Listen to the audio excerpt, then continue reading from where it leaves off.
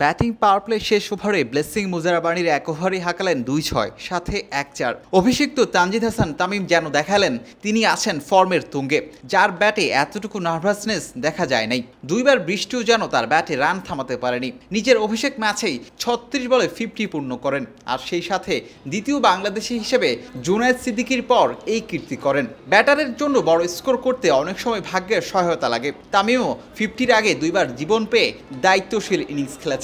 ৪৭ বলে ৬৭ রানের ইনিংস খেলে তাহিদ হৃদয়কে সাথে করেই বাংলাদেশকে ম্যাচ জিতিয়েই মাঠ ছাড়েন।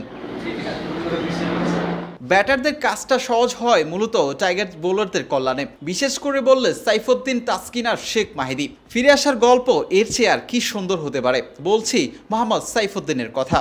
প্রায় 18 মাস পর জাতীয় দলে ফিরে প্রত্যাবর্তনের কি দারুণ গল্পটা লিখেছেন। চট্টগ্রামে জিম্বাবুয়ের বিপক্ষে প্রথম টি-20তেই বল হাতে নিজের প্রথম ওভারেই জিম্বাবুয়ে ওপেনার জয়লর্ড গাম্বিয়াকে ফেরান 17 রানে। তার পরের ওভারেই রান আউট করেন অভিষিক্ত ব্রায়ান বেনাটকে। যেটা প্রত্যাশা করেছিলেন তার চেয়ে বেশি কিছুই বোধহয় সাগরিকা থেকে পেয়েছেন। 4 ওভারে 15 রানে 3 উইকেট নিয়ে দারুণ একটা ম্যাচে শেষ করেন। 2 বলে 2 উইকেট নিয়ে হ্যাটট্রিকের সম্ভাবনা জাগিয়েছেন, কিন্তু তা আর হলো না। 35 রানে 1 উইকেট থেকে 41-এ 7 উইকেট হারানো জিম্বাবুয়ের এই ধসে মূল কাজটাই করেন তাসকিন। এই স্পিরিস্টার দিনের সেরা বোলার হিসেবে ম্যাচ শেষ করেছেন সবচেয়ে ইকোনমিক্যাল থেকে। সাইফের সমান 3 ব্যাটারকে আউট করে ম্যান অব দ্য ম্যাচের পুরস্কার জিতে নেন তাসকিন।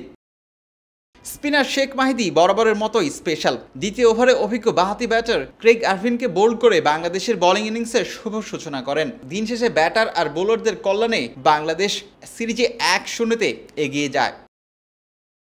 বিল্লাল হোসাইন শিমুল, অলরাউন্ডার।